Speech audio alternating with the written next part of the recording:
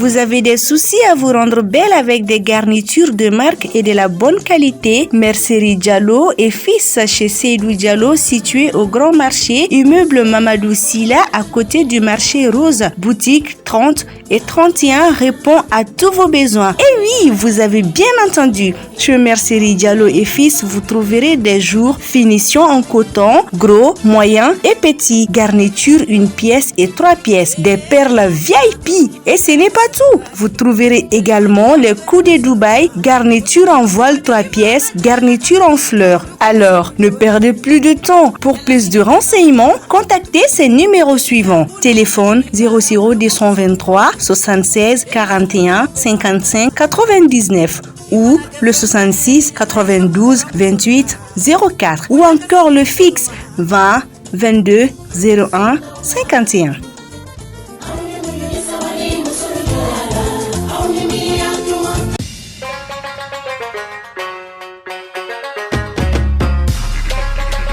Dollline est une entreprise spécialisée dans la conception, la création et la personnalisation sur toute surface dure, que ce soit sur des t-shirts, casquettes, clés USB, porcelaine, les maillots, broderies, impression numérique et bien plus encore. Dollline est situé à Niamakoro, près du pont Tordu, non loin de la station Shell. Pour tous vos besoins en graphisme, autocollants, badges, étiquettes, affiches, badges PVC, emballage, agenda, calendrier, contactez Dollline au numéro suivant 00223 76 47 79 53 ou le 98 02 68 12 ou encore le 77 90 83 25. Email dollline00@gmail.com.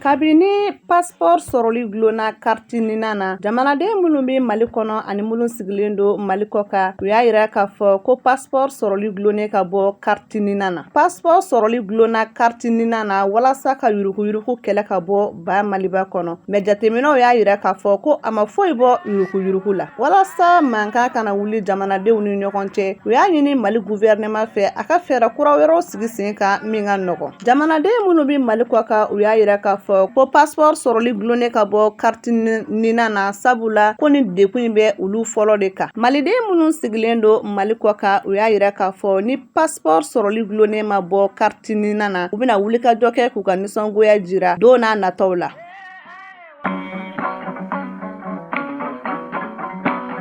Boulangerie caman taara grève la tɛnɛndon k'a bila tarata la k'a sabu kɛ farini bɔrɔ dagɛlɛyali ye bɔrɔ bɔra 3,400 na ka taa 4,000 fo ka taa se 4,100 ma yɔrɔ dɔw la o sɔngɔ gɛlɛya in nana ni buru fɛnɛ sɔngɔ dagɛlɛyali ye ka bɔ 50 la ka taa se 60 fo ka taa se 80 ma butiki dɔw la boulangeriw ka syndicat y'a yira k'a fɔ ko état ka dɔ ta farini bɔrɔ sɔngɔ la yaasa maliyɛn bɛɛ bɛ se ka buru sɔrɔ nɔgɔya la. Sénégal jamana ɲɛma Macky Sall sugantira CEDEAO jɛkulu fɛ yaasa ka Union africaine dirige san 2002 kɔnɔna na wa Sénégal jamana de kɛra jamana kɛrɛnkɛrɛnnen ye mun tun y'i kanbɔ Union africaine ɲɛmaya kama. Joe Biden n'o ye Ameriki jamana ɲɛmaa ye a y'a bolonɔbila kɛ sɛbɛnw na yaasa tungaranke minnu denw minɛ n'u la Ameriki jamana kɔnɔ u ka se k'u bangebaaw lasɔrɔ cogo min na ani fana ni minnu bɛ fɛ ka taa tunga fɛ yaasa visa ko ani nɔgɔya bɛ don u ka tunga lasigi la cogo min na yaasa o fana ka se ka t'u dahirimɛ ɲini.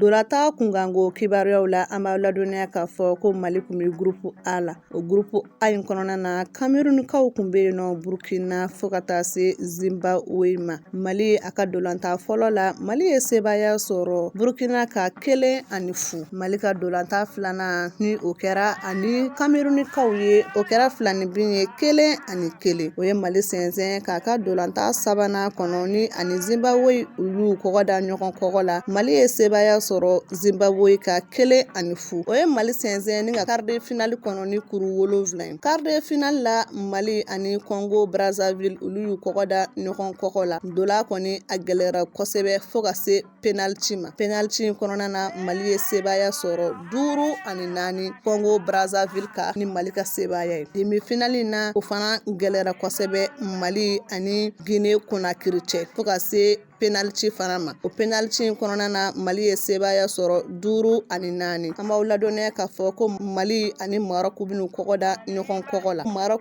ale kun bi groupe C la. Jateminɛw y'a yira k'a fɔ ko bidon kɔni ka gɛlɛ Mali cɛdenw ma. Nka min y'u ka cɛluda ye o kɔni kɔlɔsilen don kosɛbɛ. Sabula Mali ye 30 de don 1 de donna Mali la. Nka min ye Marockaw ye bidon kɔni ka nɔgɔ Maroc cɛdenw ma. Sabula u ye 13 de don 50 o de donna u la. Finali o ye cardo ye n'o bɛ bɛn février kalo tile 7 ma san 2021. An bɛ dugawu kɛ Ala ka sebaya di Mali ma.